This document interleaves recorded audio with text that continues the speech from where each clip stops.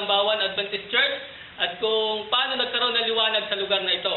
Kaya naman nakakatuwa na malaman ng unang mananampalataya na kaagad tumugon sa panawagan na nakasaad sa Biblia na ipangaral ang salita ng Diyos sa lahat ng mga bansa at bautismuhan sa ngalan ng Ama, ng Anak at ng Espiritu Santo. At kaya naman po ang naging bunga ng dagli nilang pagtugon ng isang iglesyang Adventista dito sa Bawan at nagkaroon pa po ito ng 4 na anak at 20 pulutong.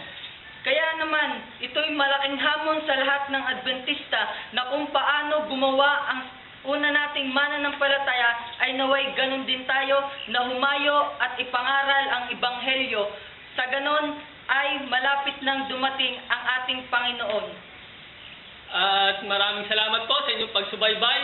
Hanggang sa susunod na edisyon ay samahan niyo po kami. At kami ay bumabati sa inyo ng isang Happy 81st Anniversary! Congratulations po at God bless us all. Muli, ako si Micah Bautista. At ako naman po si Joy. At ako si JM. Para sa Lakbay Gabay, amin to, sama kayo! Bye-bye! Wow!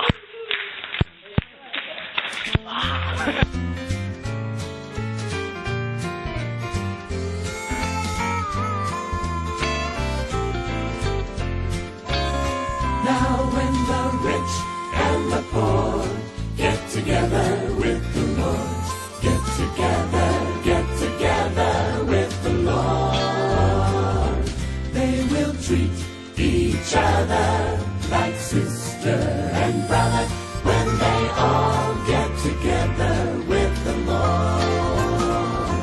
When they all get together, when they all get together with the Lord, well, they will treat each other like sister and brother when they all get together with the Lord. Now when the tall and the small get together with the Lord, get together with the Lord.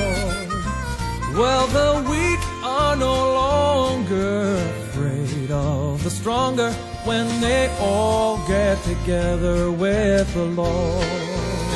Well, when we all get together, when we all get together with the Lord, well, they will treat each other like sister and brother when we all get together with the Lord. Well, God has no favorites, He just loves us all the same. His Son died to save us and to keep us in His name.